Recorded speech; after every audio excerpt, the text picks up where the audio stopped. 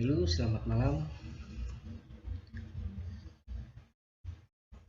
Perkenalkan, nama saya Widakdo Pamungkas dengan NIM 3119100727 di kelas TI19E2.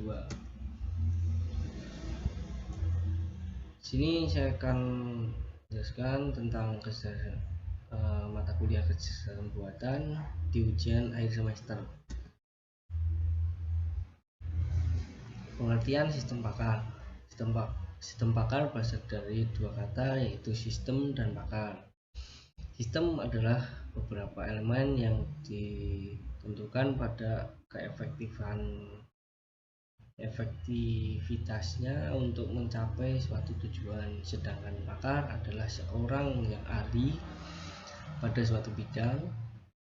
Sistem pakar adalah suatu sistem komputer yang dirancang agar dapat melakukan penalaran seperti layaknya seorang pakar pada suatu bidang keahlian tertentu.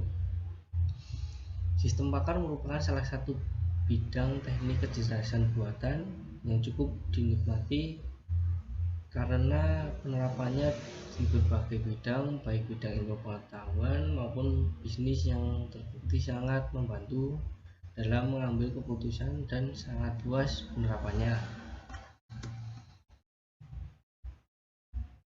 Berikutnya ada ciri-ciri sistem pakar. Yang pertama, terbatas pada domain keahlian tertentu.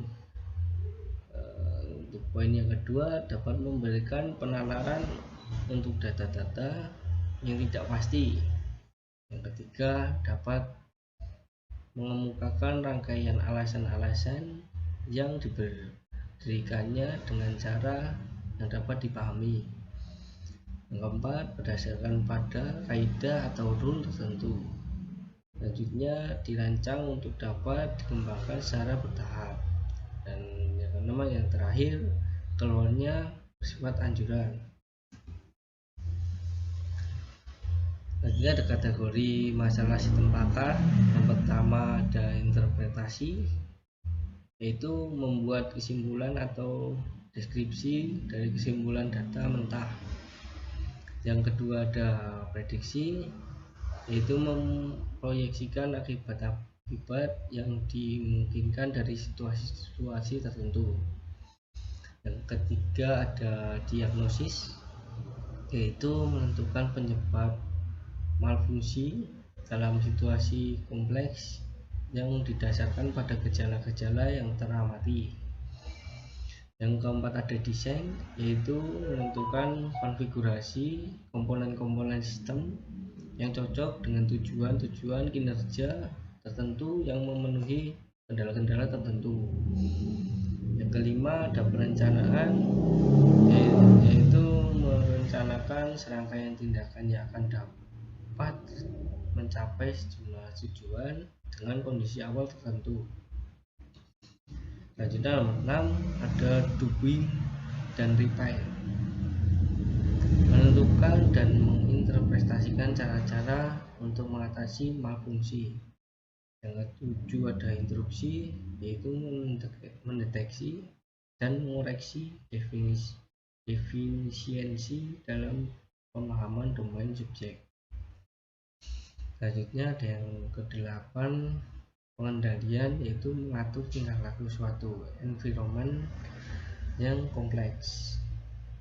Yang ke-9 ada selection, yaitu mengidentifikasi pilihan terbaik dari sekumpulan atau list kemungkinan. Yang ke-10 ada simulation atau permodelan interaksi antar komponen-komponen sistem. Yang terakhir yang ke-11 monitoring, yaitu membandingkan hasil pengamatan dengan kondisi yang diharapkan. Selanjutnya ada komponen sistem pakar. Yang pertama ada knowledge base atau basis pengetahuan.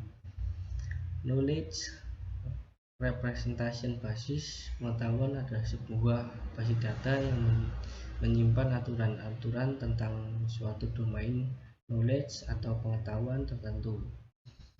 Yang kedua ada working memory atau basis data atau memori kerja.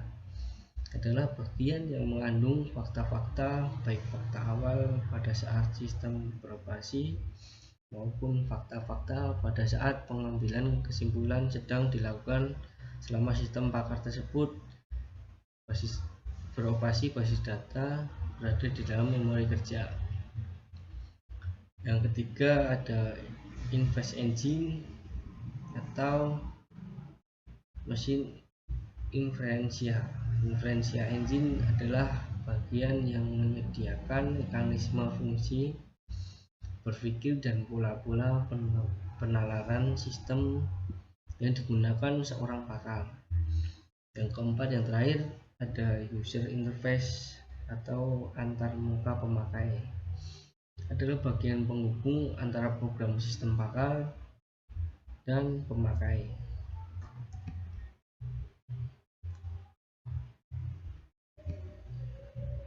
Di sini terdapat keuntungan sistem pakar. Yang pertama, memungkinkan orang awam bisa mengerjakan pekerjaan para ahli. Selanjutnya, bisa melakukan proses secara berulang secara otomatis, menyimpan pengetahuan dan keahlian para pakar, meningkatkan output dan produktivitas. Nomor 5, meningkatkan kualitas, kemampuan dan melestarikan keahlian para pakar, mampu beroperasi dalam lingkungan berbahaya, memiliki kemampuan untuk mengakses pengetahuan, memiliki reliabilitas.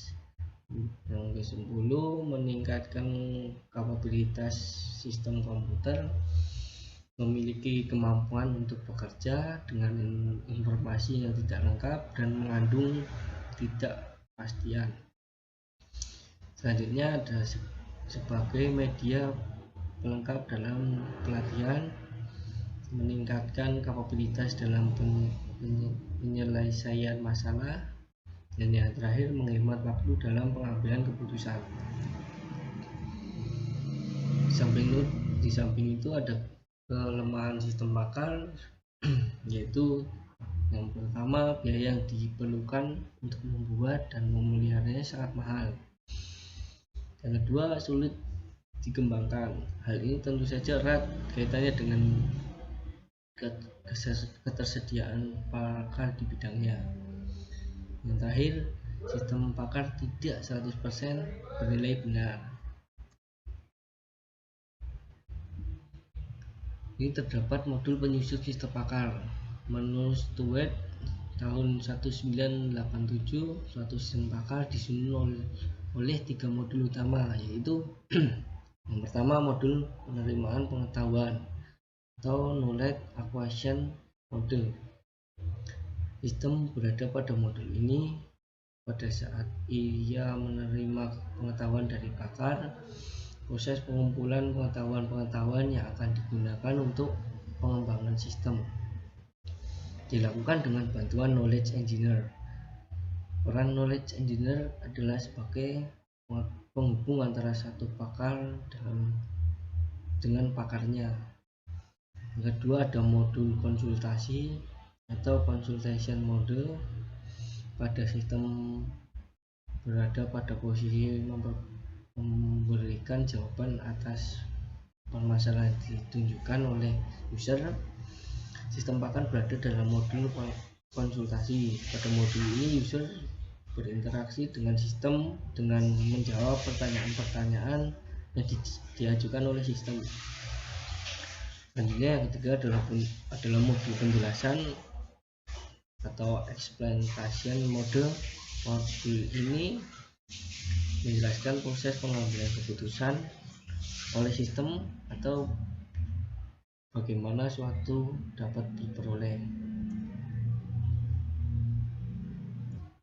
Berikutnya saya menjelaskan cara representasi dalam sistem pakar atau Turban 1992 terbagi dalam 3 teknik, yaitu yang pertama ada production rule, adalah modul atau ide dasar dari sistem yang mempresentasikan pengetahuan dengan bentuk pasangan kondisi aksi atau jika maka.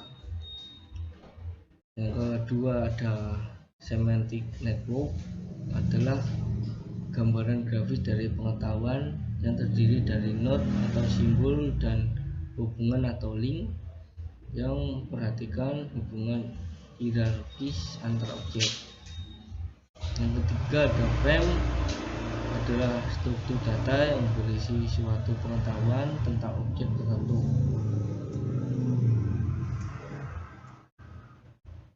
Berikutnya ada Winexis atau perangkat lunak sistem pakar. Perangkat lunak yang sudah digunakan guna merancang dan membangun sistem pakar, salah satunya ialah Winexis. Basis pengetahuan dalam Winexis dibentuk dengan kaidah if, then, dan else. Suatu bentuk kaidah dalam Winexis dapat memiliki keterangan berupa node dan reference. Node berisi keterangan mengenai kaidah tersebut dan reference berisi sumber tulisan dari kaidah tersebut. Kaidah-kaidah dalam Winexis diantaranya yang pertama ada pengualifikasian atau qualifier, adalah suatu pengetahuan interaktif untuk mengetahui data dan fakta beserta seluruh kemungkinan jawabannya. Yang kedua ada perubah atau variabel berbentuk numerik dan memiliki batas atas dan batas bawah. Yang ketiga dan yang terakhir adalah pilihan solusi atau choice, adalah seluruh kemungkinan solusi yang dapat dihasilkan oleh sistem.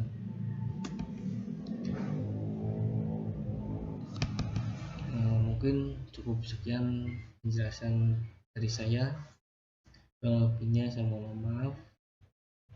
Terima kasih.